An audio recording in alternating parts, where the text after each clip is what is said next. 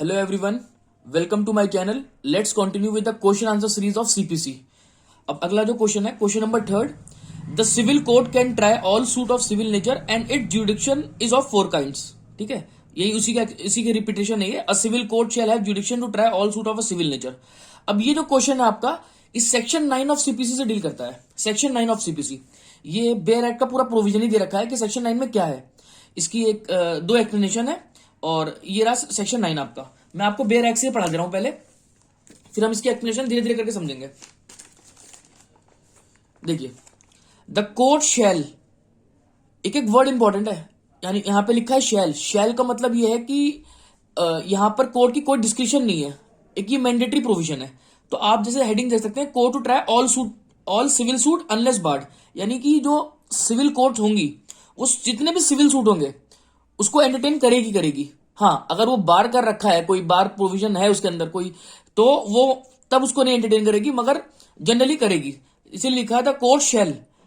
अब ये क्या लिखा है, subject to the provision here in content.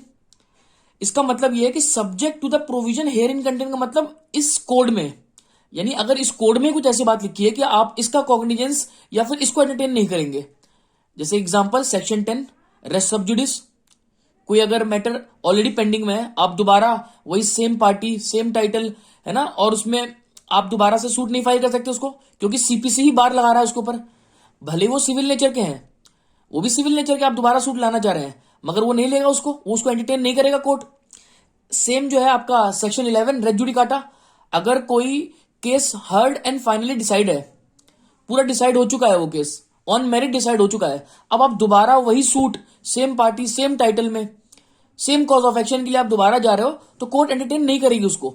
भले ही वो सिविल नेचर का सूट है, सिविल सूट है प्रॉपर, मगर कोर्ट उसको एंटरटेन नहीं करेगी. क्यों? क्योंकि बार लगा हुआ है उसमें. किसका बार? रेज जुडिकाटा का. तो ऐसे सीपीसी में अगर किसी, इसलिए इसमें लिखा हुआ है, ये समझ नहीं पाते लोग, subject to the provision herein contained का मतलब यहां पर है कि हियरिंग का मतलब ये सीपीसी में अगर कोई प्रोविजन ऐसा है जो कहता है कि आप इसको एंटरटेन नहीं करेंगे, इसकी कॉग्निजेंस नहीं लेंगे, तब वो कोर्ट नहीं लेगी कॉग्निजेंस उसकी. अदरवाइज क्या है कि कोर्ट शैल लिखा है यहां पर, कोर्ट एंटरटेन करेगी मैटर को. Have jurisdiction to try all suit of civil nature. अभी सिविल नेचर क्या है, ये अपने आप में एक बहुत बड़ा टॉपिक है, मैं भी आपको समझाऊंगा. Accepting suit of with their cognizance is either expressly और इम्प्लाइडली बार्ड. अब ये क्या मतलब है, अगर कोई एक्सप्रेस प्रोविजन है, कोई एक्सप्रेसली कोई बात बता रखी है, तब सिविल कोर्ट उसको ट्राई नहीं करेगी, या फिर इम्प्लाइडली. अब हम एक एक वर्ड पर आएंगे, मैं आपको एक्सप्रेसली इम्प्लाइडली भी बहुत डिटेल में पढ़ाऊंगा. ठीक है, और इसकी दो एक्सप्लेनेशन है. अच्छा, ये भी मैं आपको पढ़ देता हूं.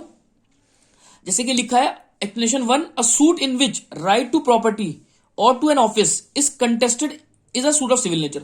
अब इसने एक देखा जाए तो ये बता दिया कि ये सिविल नेचर का होगा, ये सिविल नेचर का होगा. जैसे कि इसने बताया कि कोई राइट टू प्रॉपर्टी. अब देखिए, अब आपकी प्रॉपर्टी है, आपने पैसे से खरीदा, तो आपको उसको ओन करने का अधिकार है. आपको उसको डिस्पोजेस नहीं कर सकता. आपको अगर डिस्पोजेस करेगा तो आप कोर्ट जाओगे रेमेडी लेने. देखिए, सिंपल सी बात है, हम कोर्ट कब जाते हैं? जब हमारा कॉज ऑफ एक्शन बनता है. अब कॉज ऑफ एक्शन क्या होता है मैं बता देता हूं आपको. COA, कॉज ऑफ एक्शन कब बनता है हमारा? कॉज ऑफ एक्शन कब बनता है? आपका एक लीगल राइट है, मान लो आपका एक लीगल राइट है, कोई भी लीगल राइट है. अब आपने घर लिया तो आपको उसमें रहने का अधिकार है, ठीक है. या आपने किसी को पैसे उधार पे दिए तो आपको उसे वापस मिलना है, अगर जितने टाइम पे उसने वादा किया है. अगर वो ऐसा नहीं करेगा तो आपके लीगल राइट जो था आपका, उसका उल्लंघन हुआ है ना, उसकी इंफ्रिंजमेंट हुई. या जो आपने कॉन्ट्रैक्ट करा था, ए ने बी से कॉन्ट्रैक्ट करा कि भाई मैं तुम्हें 10 लाख रुपए दे रहा हूं, इसने वादे पर लिया और 3 साल का वादा किया. अब 3 साल में इसको लौटाना, अगर नहीं लौटाता है तो क्या होगा? 3 साल के अंदर अंदर इसको लौटाना है मान लीजिए, तो अब क्या होगा? इसने कॉन्ट्रैक्ट का ब्रीच कर दिया. अब ब्रीच कर दिया तो इसका जो लीगल राइट था उसका इन्फ्रिंजमेंट हो गया. तो जब लीगल राइट का इन्फ्रिंजमेंट होता है तो हम उसकी रेमेडी लेने कहां जाते हैं? हम उसकी रेमेडी लेने कोर्ट तो जाते हैं. अगर सिविल मामला है तो आप सिविल कोर्ट जाएंगे. अगर मान लीजिए जैसे कि अगर मैं क्रिमिनल लायबिलिटी की बात करूं कि आपको चैन से जीने का अधिकार है, अब आपको किसी ने मार पीट दिया, आपके साथ ग्रीवियस हर्ट कर दिया, तो आप उसके लिए आप कहां जाएंगे? आप क्रिमिनल कोर्ट जाएंगे, है ना. वहां पे सीआरपीसी में उसका प्रोविजन है, मगर अभी हम सीआरपीसी की बात नहीं कर रहे हैं क्योंकि हम सीपीसी पढ़ रहे हैं. तो इसीलिए यहां पे लिखा हुआ है, आप देखोगे कि राइट टू प्रॉपर्टी जो इसमें दे रखा है कि a suit in with right to property और to an office contested in is a suit of civil nature. यानी अगर आप कोई ऑफिस होल्ड करते हो, आप कहीं पर आप एक जॉब कर रहे हो, मगर आप एक ऑफिस आप होल्ड कर रहे हो कहीं पे, तो अब क्या है, वो भी आपका एक लीगल अधिकार है।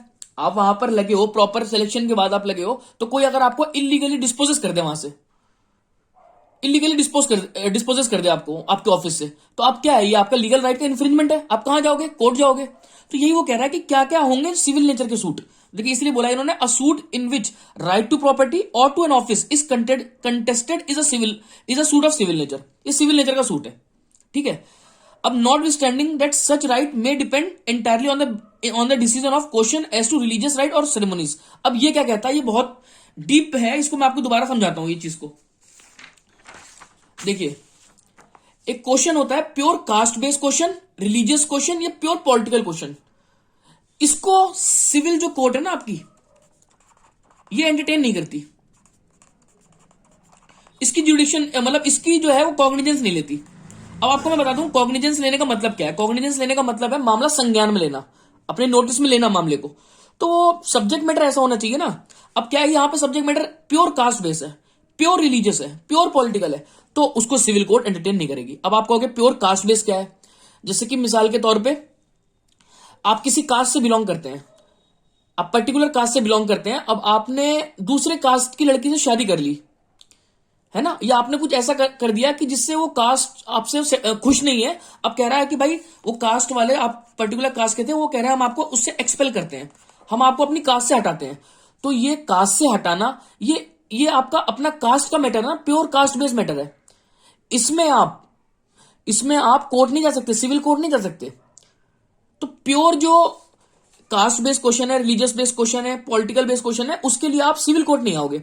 अब रिलीजियस क्वेश्चन कैसे है, जैसे कि मान लो मस्जिद में कोई इमाम अगर अपॉइंट होना है, या फिर मान लो अगर कोई मंदिर में पुजारी अपॉइंट होना है, तो उनका क्या बेसिस है, मतलब किस पैमाने पे वो रखते हैं, क्या उनका कुछ क्राइटेरिया है कि भाई ये इस पर्टिकुलर, आपने अगर कोई इमाम है तो आपने अगर हिफ्स कर रखा है तो आप जाओगे, पुजारी है तो आपने अगर इतना आपको एक्सपीरियंस है तो आपको मंदिर का पुजारी बना रहे हैं। तो कहने का मतलब है उनकी अपनी कुछ, सबकी रिलीजन की अपनी अपनी कुछ क्राइटेरिया है।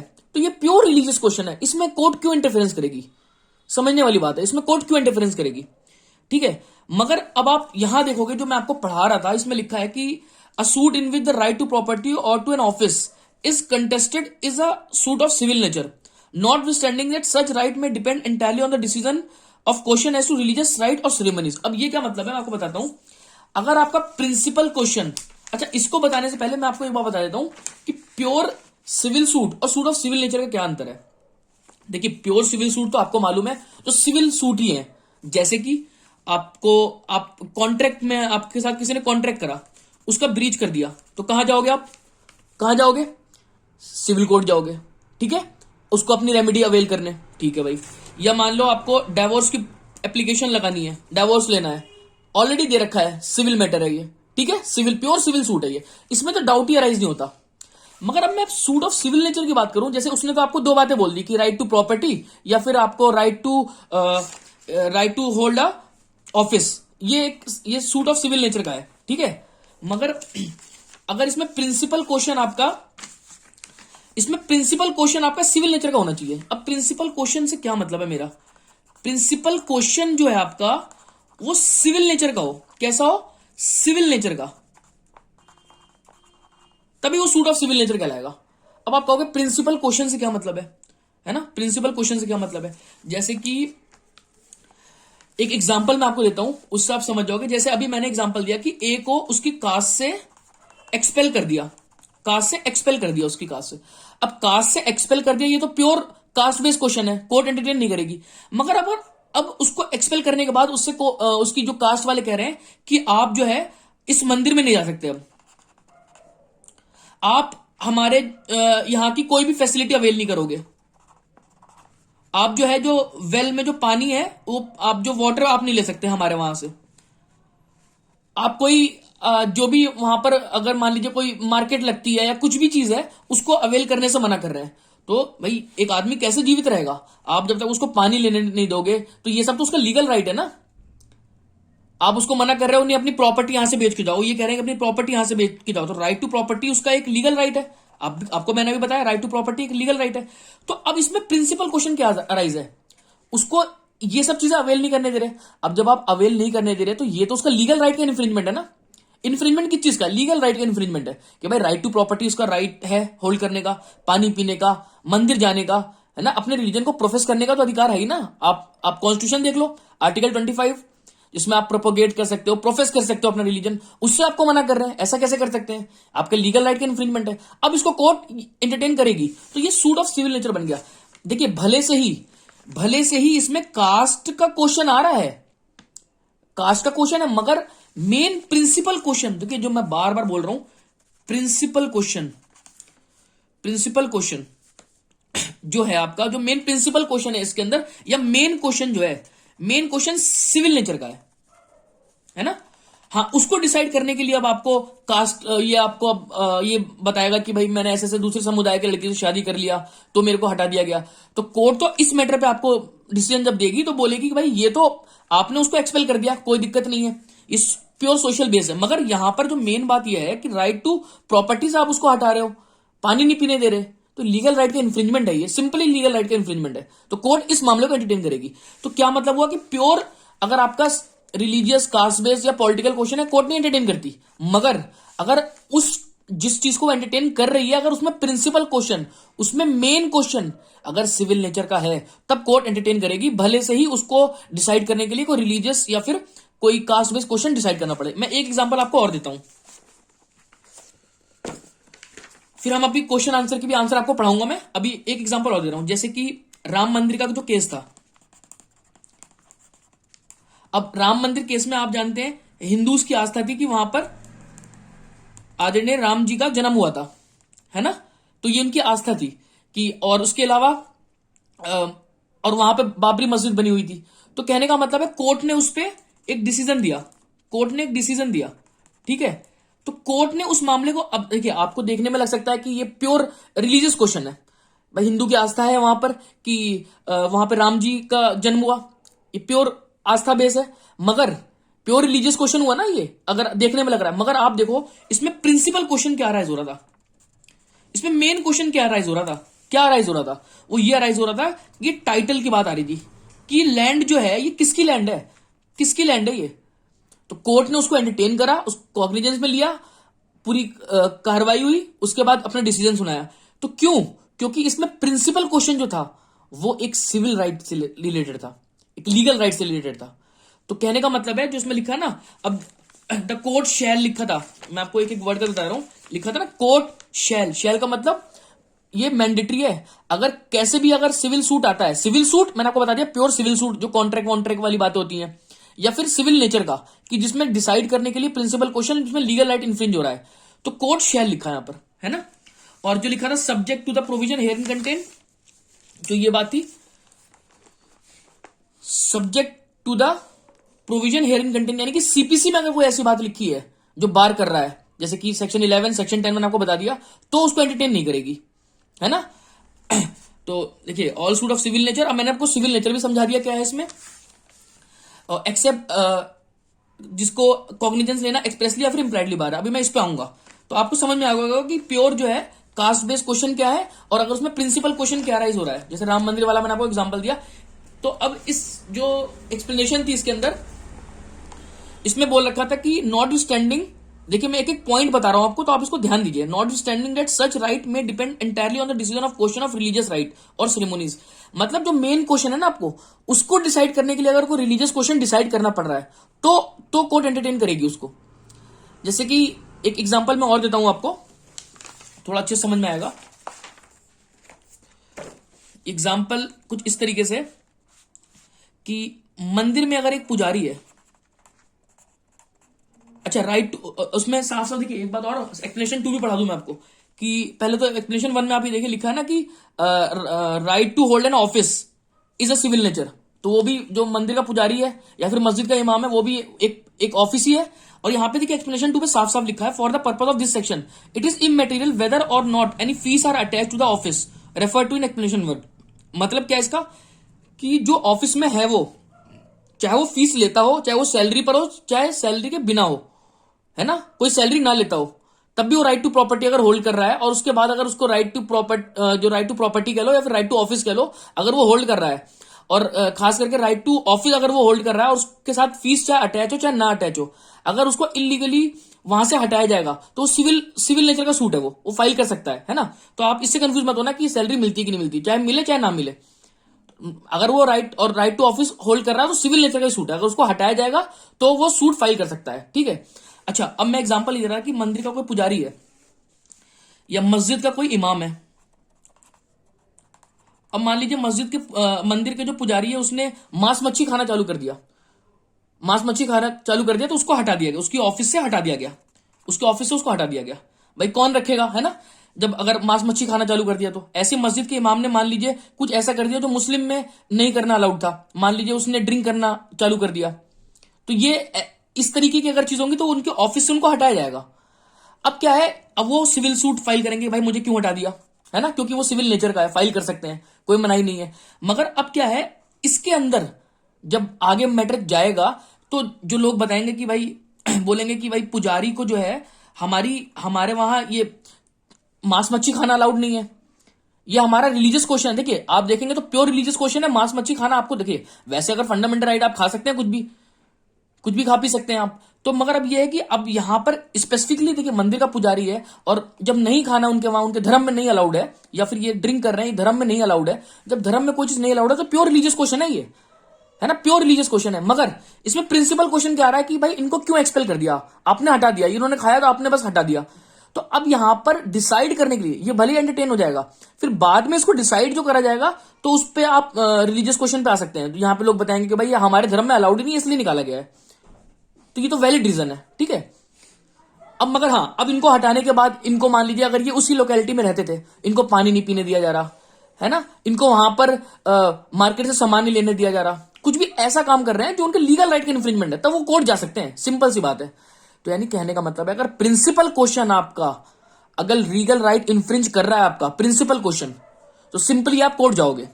अब उसको डिसाइड करने के लिए आपका रिलीजियस क्वेश्चन बीच में आया या कुछ भी कास्ट बेस्ड क्वेश्चन आया, वो कोर्ट डिसाइड करेगी अगर लीगल राइट इन्फ्रिंज हो रहा है तो। मगर अगर कोई प्योर सिविल नेचर का सॉरी प्योर अगर रिलीजियस बेस्ड कास्ट बेस्ड है तो कोर्ट एंटरटेन नहीं करेगी। अब मान लीजिए कोई कह रहा है कि मस्जिद में इतना दान करना पड़ेगा आपको, मंदिर में इतना दान करना पड़ेगा, ये या फिर इतना दान इतना नहीं करना उतना नहीं करना, तो ये इनका अपने इंटरनल मैटर है ये, ठीक है, ये कास्ट बेस्ड मैटर है, ठीक है। या फिर किस तरीके से अपॉइंटमेंट होगा इनका, मतलब क्या, मतलब कौन किस पुजारी को रखेंगे किसको नहीं रखेंगे, ये अलग चीज है।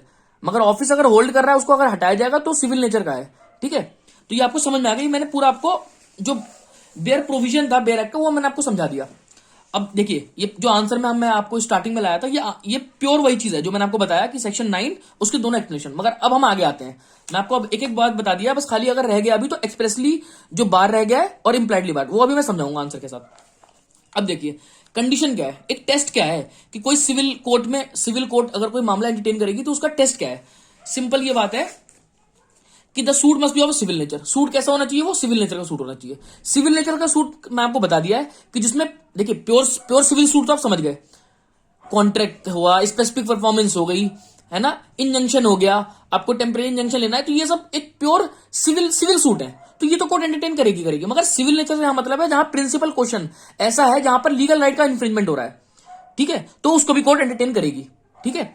अब आते हैं द कॉग्निजेंस। मैंने कॉग्निजेंस आपको बता दिया, कॉग्निजेंस का मतलब होता है संज्ञान लेना। जैसे कि क्रिमिनल कोड में नहीं होता सेक्शन 190 में मजिस्ट्रेट कॉग्निजेंस लेता है पुलिस रिपोर्ट पे या फिर कंप्लेंट पर या फिर सू मोटो भी लेता है कॉग्निजेंस। तो यहां पर मगर हम सिविल की बात कर रहे हैं तो यहां पर सिविल सूट की बात होगी खाली। The cognizance of such should not have been expressly और इम्प्लाइडली बार। अब मैं आपको एक मतलब छोटा सा बता देता हूं एक्सप्रेसली बार का मतलब क्या है। एक्सप्रेस बार का मतलब यह है कि मान लीजिए सिविल कोर्ट के पास पावर है, ठीक है, सिविल नेचर की सूट लेने की, ठीक है, अनलेस एंड अनटिल मैंने आपको बताया कि सीपीसी में अगर मना है कि भाई रेस जुडिकाटा लगाए, रेस सब जुडिस लगाए। मगर अब मैं बात कर रहा हूं एक्सप्रेसली बार का मतलब यह है कि सब्जेक्ट मैटर लेने की अगर पावर नहीं है सिविल कोर्ट को। अब आप कहोगे ये कैसे मतलब है, जैसे कि मान लीजिए इनकम टैक्स का मैटर है, हो सकता है वो सिविल नेचर का हो, इंसॉल्वेंसी का मैटर है, हो सकता है वो सिविल नेचर का हो, है ना। मैं एग्जांपल दे रहा हूं आपको, रेवेन्यू मैटर है कोई, ठीक है, रेवेन्यू मैटर है तो रेवेन्यू कोड बनी है, उसके लिए रेवेन्यू कोड बनी हुई है, ठीक है। या फिर आपका इंसॉल्वेंसी का मैटर है, इंसॉल्वेंसी की कोड बनी हुई है, ठीक है। SC ST की अलग से कोड बन जाती है, वो वाला मैटर हो गए। फैमिली कोर्ट है, अलग से बन जाती है कई कई जगह पर, तो ये अलग से कोर्ट है। तो इनकी पावर इनको ऑलरेडी दे रखी है ना। देखिए, आप सिविल नेचर का सूट है, ये मना नहीं कर रहा, ये सिविल नेचर का सूट हो सकते हैं ये, मगर एक्सप्रेसली एक्सप्रेसली एक एक्ट है इनके लिए, एक स्पेशली बता रखा है कि आप ऐसे मैटर आएंगे तो इन कोर्ट्स में जाएंगे। तो फिर आप सिविल कोर्ट में क्यों जाएंगे ना, जब अगर आपका रेवेन्यू मैटर, आप रेवेन्यू कोर्ट में चले गए, इंसॉल्वेंसी कोर्ट में चले गए, फैमिली कोर्ट में चले गए, है ना। एनजीटी, नेशनल ग्रीन ट्रिब्यूनल, कोई अगर इन्वायरमेंट से रिलेटेड मैटर है, आप सिविल कोर्ट में नहीं जाएंगे, भले भले से वो सिविल नेचर का हो, मगर आप वहां नहीं जाएंगे। क्यों नहीं जाएंगे? सिंपल सी बात है, क्योंकि उनके लिए ऑलरेडी कोर्ट बनी है, एनजीटी की अपनी कोर्ट बनी हुई है। कोर्ट बनी हुई है मतलब ट्रिब्यूनल बने हुए हैं, एनजीटी का मतलब होता है नेशनल ग्रीन ट्रिब्यूनल, ठीक है। तो इसलिए एक्सप्रेसली बार, इंप्लाइडली बार का मतलब है, आपको बता रहा हूं, ये एक्सप्रेस बार था, ये एक्सप्रेस बार है। मतलब अगर एक्सप्रेसली कोई चीज लिखित में कोई चीज बता रखी है कि आप ऐसे मैटर आएंगे, भले ही वो सिविल नेचर के हो, आप उसको कहां लेके जाओगे? इन पर्टिकुलर कोर्ट्स में लेके जाओगे, खत्म बात, ठीक है। अब इम्प्लाइडली बार का मतलब क्या है?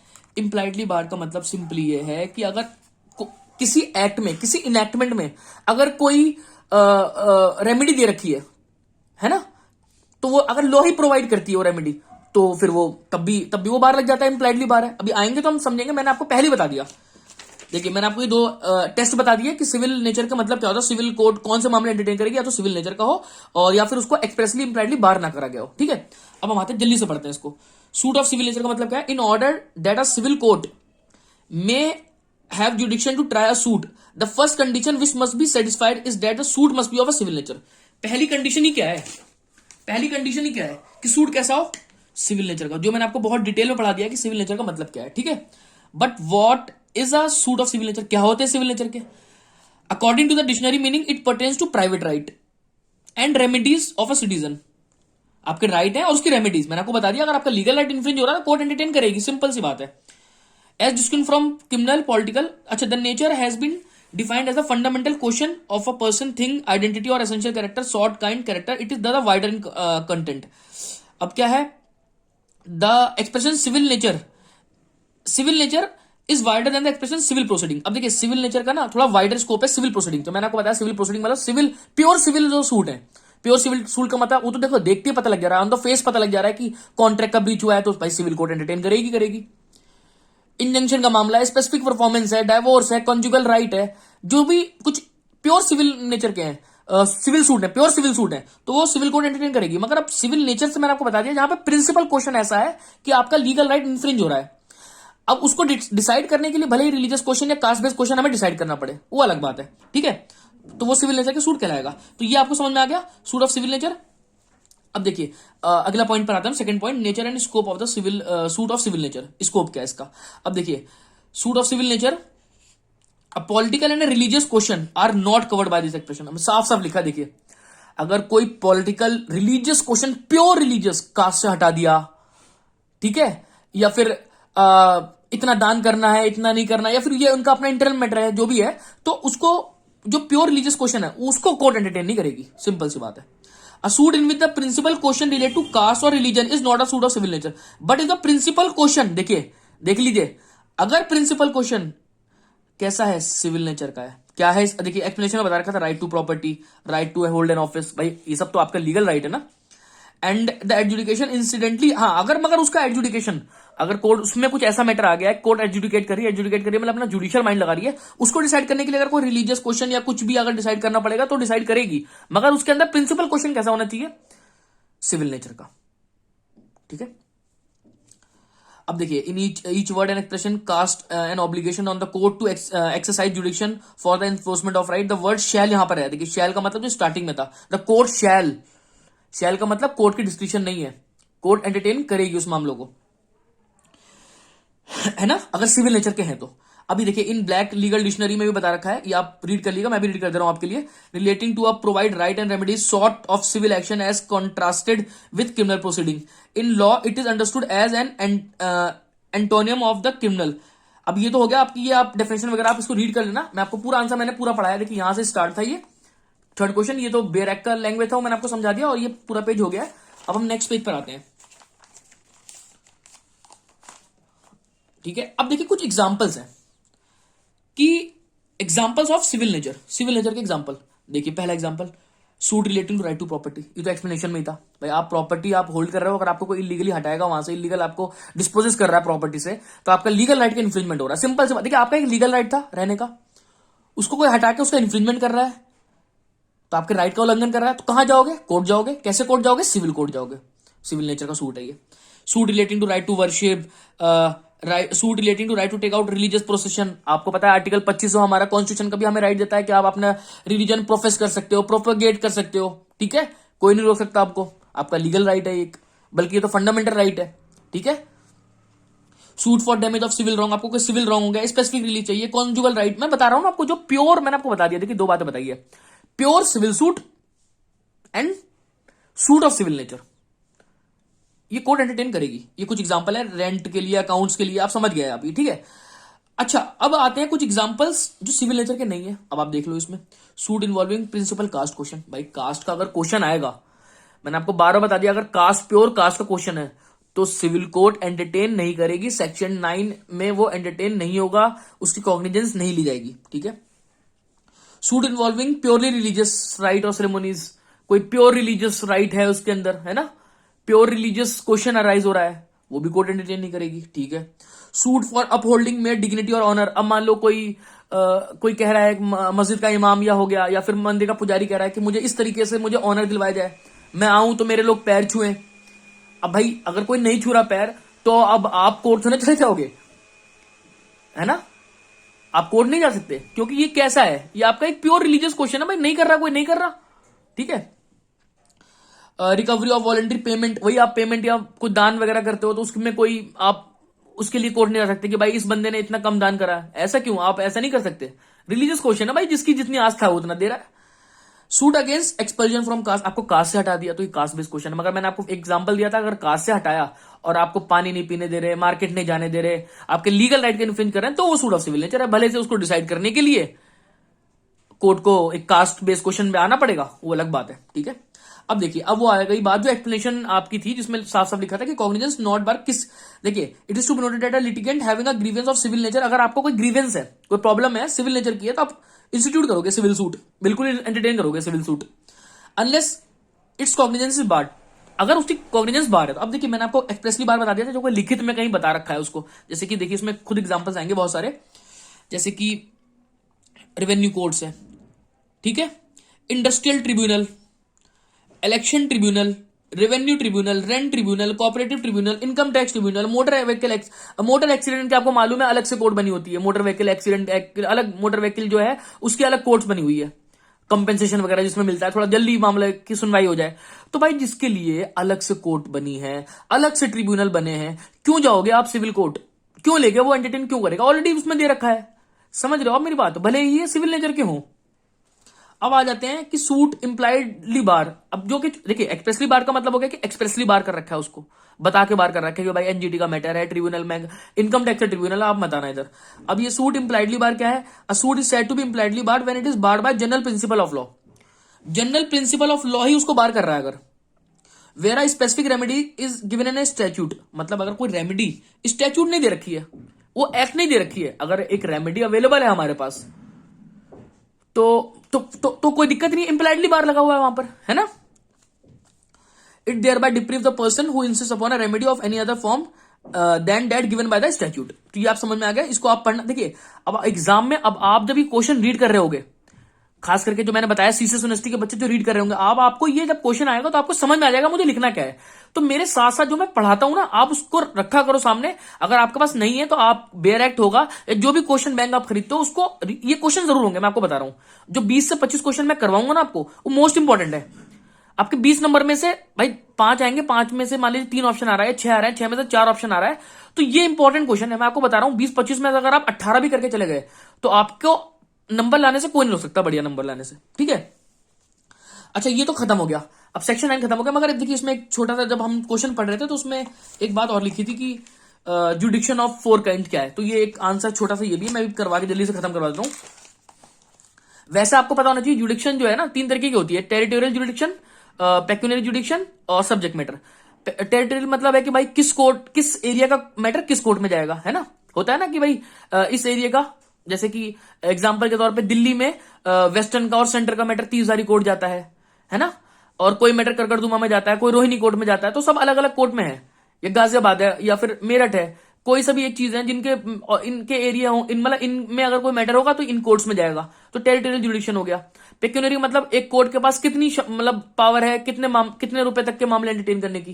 भाई 10,000 तक का ये कोर्ट एंटरटेन कर सकता है, 20,000 तक का कर सकता है, 1 लाख तक का कर सकता है, 1 करोड़ तक का कर सकता है। पेक्यूनरी हो गया। सब्जेक्ट मैटर किस मैटर पर, अब जैसे कि मान लीजिए डिस्ट्रिक्ट जो फैमिली कोर्ट होती है, तो उसी के पास पावर है कि भाई डिस्ट्रिक्ट जज ही लेगा वो उस मैटर को, अगर कोई डिवोर्स की एप्लीकेशन है, कॉन्जुगल राइट की है ना, ठीक है। अब देखो सब्जेक्ट मैटर की बात आ गई। डिफरेंट मैं पढ़ रहा हूं इसको, इसमें मगर 4 जुडिक्शन दे रखे हैं, हम चौथी भी पढ़ लेंगे।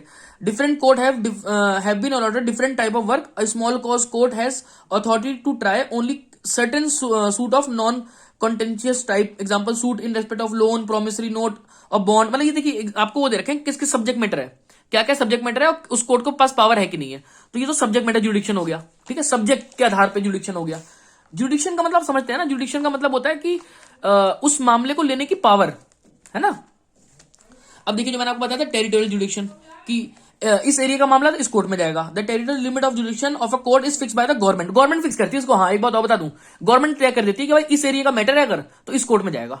सिंपल सी बात है ना। द डिस्ट्रिक्ट जज has the जुडिक्शन with in the district. District जज के पास पूरी डिस्ट्रिक्ट का मैटर लेने की पावर है। तो ये सब है टेरिटोरियल जुडिक्शन। अब देखिए पेक्यूनियरी जुडिक्शन क्या है, पैसे के आधार पे।